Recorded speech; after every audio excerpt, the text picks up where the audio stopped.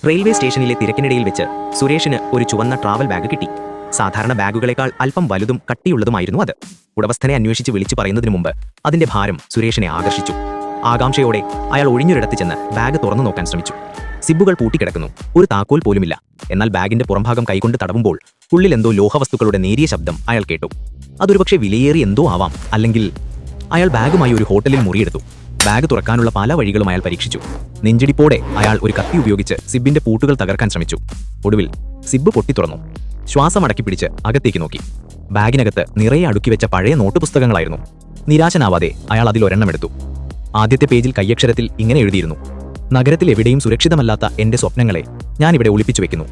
ഇത് തുറക്കുന്നയാൾ ഈ രഹസ്യം പൂർത്തിയാക്കണം. സുരേഷ് ഞെട്ടി. സുരക്ഷിതമല്ലാത്ത സ്വപ്നങ്ങൾ. ആരാണിതെഴുതിയത്? എന്തിനാണ് ഇത്രയും വലിയ ബാഗിൽ പഴയ നോട്ട് പുസ്തകങ്ങൾ ഒളിപ്പിച്ചത്? പെട്ടെന്ന് മുറിയുടെ വാതിലിൽ ശക്തിയായ ആരോ മുട്ടി. സുരേഷ് ബാഗ് അടച്ച് ഭീതിയോടെ കട്ടിലിനടിയിലേക്ക് ഒളിപ്പിച്ചു. പുറത്തുനിന്നൊരു കനത്ത ശബ്ദം: ആ ചുവന്ന ബാഗ് എവിടെ? എനിക്കത് തിരികെ കിട്ടിയേ തീരൂ. നോട്ടുപുസ്തകങ്ങൾ മറിച്ചു നോക്കാൻ പോലും സമയം കിട്ടാതെ സുരേഷ് നിശബ്ദനായി കിടന്നു. ആരാണ് ഈ വാതിലിന് പുറത്തുള്ളത്? ഈ പുസ്തകങ്ങളിൽ എന്ത് രഹസ്യമാണ് ഒളിഞ്ഞിരിക്കുന്നത്? അയാൾക്ക് ആ ബാഗ് തുറന്ന നിമിഷത്തെ ശപിക്കാൻ തോന്നി. ആ ചുവന്ന ട്രാവൽ ബാഗിനുള്ളിലെ രഹസ്യം ഇപ്പോഴും മുറിക്കുള്ളിൽ ഒളിച്ചിരിപ്പുണ്ടായിരുന്നു.